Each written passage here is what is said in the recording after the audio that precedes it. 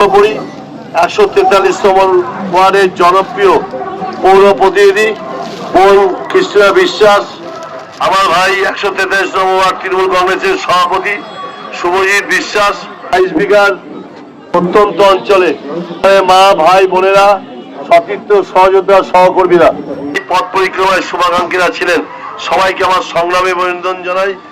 কথা জানাই, যখন মিছিল শুরু করেছিলাম তার মনে হয় 15 গুণ সংখ্যায় কর্মীরা বেড়ে গেছে। সতীর্থ সহযোদ্ধা তাদের কল্যাণ এখানে পৌঁছেছি। আমি অভিভূত, আপ্লুত, আমি একটু নস্টালজিক হয়ে পড়ছি, কারণ পঞ্চায়েতে প্রায় 30 বছর আগে এই পঞ্চায়েতের নির্বাচনে আমি আসতাম, তখন আমি তৃণমূল যুব মোর্চার সভাপতি ছিলাম। 30 বছর পরে মানুষের এত আবেগ, মানুষের এত ভালোবাসা আমি পেয়ে সত্যি অভিভূত। আমি জানি এর পিছনে কারণ আছে কৃষ্ণা বিশ্বাস এবং শুভজিৎ বিশ্বাস মানুষের পাশে থেকে কাজ করার চেষ্টা করছে। এই অহংকার নেই, এর থেকে বড় সাথী, এর থেকে বড় পাশে থাকার অঙ্গীকার খুব কম লোকেরই আছে। এখানে সতীর্থ সহযোদ্ধা যাদের আজকে সমর্থনে আমি রাজ্যসভার এমপি হয়েছিলাম, আজকে মমতা ব্যানার্জির কাছে পৌঁছেছি। মমতা ব্যানার্জির কাছে যে কেউ পৌঁছাতে পারে না। 1944 সালে এখানে আমরা রাজনীতি করতে পারতাম না, এখানে কোনো উন্নয়ন ছিল না। আজকে সেই জায়গা দেখে আমি আশ্চর্য। আমি যারা পঞ্চায়েত নির্বাচনে সেই সময় লড়াই করেছে তাদের জীবন বিপন্ন ছিল, আজকে তাদের কথা যদি ভুলে যাই আমি মনে হয় সব থেকে বড় অকৃতজ্ঞ হব। সেই সব মানুষ, সেই সব মা ভাই বোনেরা আজকে আমাকে যেভাবে অভিবাদন দিল, আমাকে যেভাবে তারা ভালোবাসা দিল, আমি মনে করছি আমার জয় হয়ে গেছে। কারণ মানুষের ভালোবাসা আমি পেয়ে গেছি। আমার উপর রাগ করতে পারেন, ববির উপর রাগ করতে পারেন, খ্রিস্টানের উপর রাগ করতে পারেন, বা অন্য কারোর উপর রাগ করতে পারেন। হাত জোরে বলি, মমতা ব্যানার্জির পাশ থেকে কখনো সরে যাবেন না। মমতা ব্যানার্জি আছে বলে আমরা আজকে সুখে শান্তিতে আছি, এত সহকর্মীরা আছে। নেতাগিরি কেউ করবে না, কর্মীদের সঙ্গে থেকে মানুষের কাজ করবে, এটার নামই মমতা ব্যানার্জি। আমার চোখে জল চলে আসছে, কি কষ্ট করে তার মাথা দিয়ে পা পর্যন্ত ক্ষত বিক্ষত। সবাই বলেছিল সিপিএম অত্যাচার অভিযান থেকে আর মানুষকে মুক্তি দেওয়া যাবে না। তিনি অর্জুনের মতো লক্ষ্যে স্থির ছিলেন, বলছে সাধারণ মানুষের উপর আমার আস্থা আছে, সাধারণ কর্মীদের উপর আমার আস্থা আছে। বলেছিলেন নেতারা বেইমানি করে, কর্মীরা বেইমানি করে না, মানুষ বেইমানি করে না। আজকে 2011 সালে সর্বস্তরের মানুষের আশীর্বাদ ভালোবাসা নিয়ে মুখ্যমন্ত্রী হিসেবে তিনি অভিষিক্ত হয়েছেন। কিন্তু সব থেকে বড় কথা, এত বড় সহনশীলতা মনে হয় কোনো ভারতবর্ষের কোনো মানুষের নেই।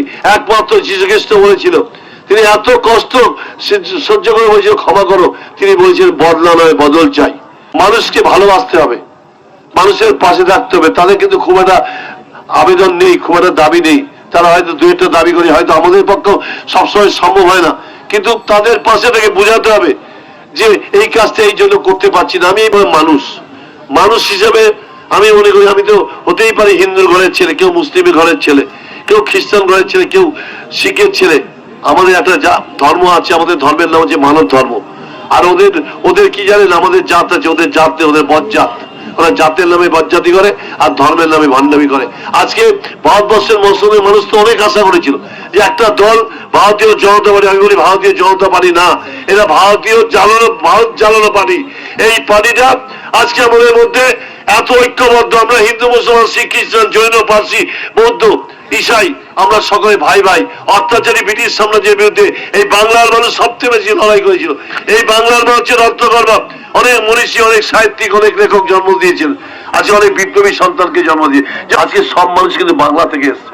আজকে বাংলায় তারা একসঙ্গে থেকে সবাইকে নিয়ে চলার চেষ্টা করে। সেই বাংলার সংস্কৃতি, সেই বাংলার কৃষ্টি, সেই বাংলার ঐতিহ্য, সেই বাংলার গরিমা আমরা নষ্ট হতে দেবো না। বাংলা কখনো কারো কাছে মাথা নত করে না, কারোর কাছে মাথা নত করে না। 100 দিনের কাজে টাকা দিচ্ছে না, সুপ্রিম কোর্ট অর্ডার দিয়েছে। মানুষের মাথায় আচ্ছাদনের ব্যবস্থা করছে, দেখছেন সেই টাকা দিচ্ছে না। রাস্তার টাকা দিচ্ছে না, বিদ্যুতের টাকা দিচ্ছে না, আমাদের বঞ্চনা করছে, লাঞ্ছনা করছে, অবহেলা করছে। কিন্তু একটা কথা বলি, যতই করুক হামলা আবার জিতবে বাংলা।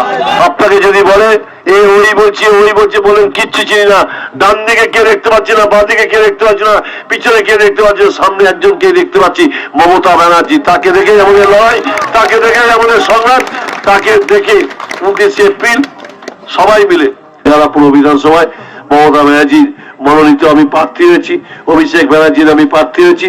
সুভাষিস চক্রবর্তীকে বিপুল ভোটে জয়যুক্ত করে মমতা ব্যানার্জিকে চতুর্থবারের জন্য মুখ্যমন্ত্রী করবো। যেটা মমতা ব্যানার্জি অভিষেক ব্যানার্জি নির্বাচন না, এই নির্বাচন হচ্ছে বাংলার মানুষের অস্তিত্বের লড়াই, বাংলার মানুষকে যারা এই ভিটে মাটি তাদের মাতৃভূমি জন্মভূমি থেকে মৌলিক অধিকার, গণতান্ত্রিক অধিকার, ভোটাধিকার, নাগরিকত্বের অধিকার যারা কেড়ে নিতে চেয়েছে, যে দুঃসাহস দেখিয়েছে, সে বিজেপিকে চিরতরে বাংলা থেকে, বাংলার ভোট থেকে বহিষ্কৃত করতে হবে। বিজেপি আগামী 29 বেহালা পূর্ব বিধানসভা কেন্দ্রের নির্বাচন বা ভোটের দিন, আর সেই দিন আপনি হোয়াটসঅ্যাপ স্ট্যাটাসে দিতে হবে বয়কট বিজেপি, আর লিখতে হবে আমি বিজেপি করি না, কারণ আগামী দিন এই বিজেপি সরকার কোনো মতে আসতে পারবে না, এটা আমরা আশাবাদী। থেকে কত লিড হবে সেটা আগামী দিন দেখা যাবে, কিন্তু এই জনজোয়ার, জনপ্লাবন, জনসমুদ্র বলবো, এটার বেহালা পূর্ব বলছে সুভাষিস দা জিতছে, 143 নম্বর ওয়ার্ড বলছে সুভাষিস দা জিতছে। আমাদের বাংলার মা ছিল, আছে, থাকবে চতুর্থবারের মতন, উনি বিশাল মার্জিনে উনি বাংলায় লিড দিয়ে ভোটে জিতে উনি থাকবেন, কারণ বাংলার মানুষ তার উপরে নির্ভরশীল।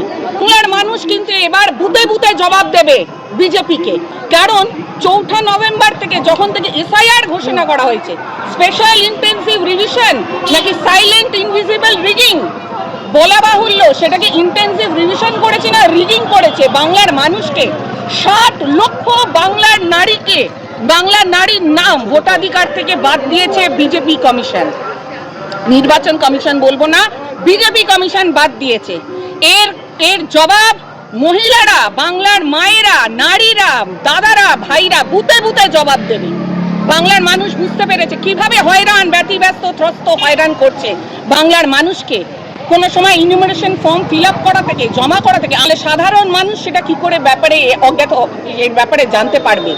তাই ইনুমারেশন ফর্ম ফিল আপ করা থেকে logical discrepancy, under adjudication case, এরপরে এখন ট্রাইব্যুনাল কেস চলছে যাদের নাম ডিলিটেড হয়ে গেছে।